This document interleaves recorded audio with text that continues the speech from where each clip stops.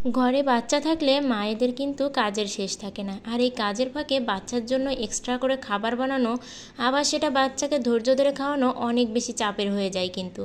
নমস্কার বন্ধুরা, বাচ্চাদের খাবার রেসিপির আরও একটু নতুন পর্বে সবাইকে স্বাগতম জানিয়ে আজ নিয়ে চলে এসেছি বাচ্চাদের ব্রেকফাস্টের জন্য একটা মজার রেসিপি। খুব সহজেই বানিয়ে ফেলতে পারবেন এবং সময়ও কম লাগবে, আবার বাচ্চা খেতেও পছন্দ করবে। এছাড়া এর পুষ্টিগুণ এবং এই খাবারটি খেলে সারাদিন বাচ্চারা অনেক এনার্জিও পাবে। চলুন তাহলে চলে যাই রেসিপিতে। শুরুতে আমি এখানে সাবুদানাগুলো ফুটিয়ে নিলাম। আর সাবুদানা খাওয়ানো কিন্তু ভীষণ উপকার, বিশেষ করে যাদের কোষ্ঠকাঠিন্যের সমস্যা আছে যে সকল বাচ্চাদের, তাদের জন্য তো আরও বেশি উপকারী এটা। আর সাবুদানা কিন্তু সহজেই হজমযোগ্য। এবার আমি সাবুদানাগুলোকে সেদ্ধ করে নিয়ে এর ভিতরে একটা কলা দিয়ে দিলাম। আর কলাও কিন্তু বাচ্চাদের শরীরের জন্য ভীষণই উপকারী, শুধু বাচ্চা নয় সকলের জন্যই। এরপর আমি দিয়ে দিয়েছি এর ভিতরে দুধ। আর দেখুন ঝটপট তৈরি, দুধটা তো আমার আগে থেকেই গরম করা ছিল।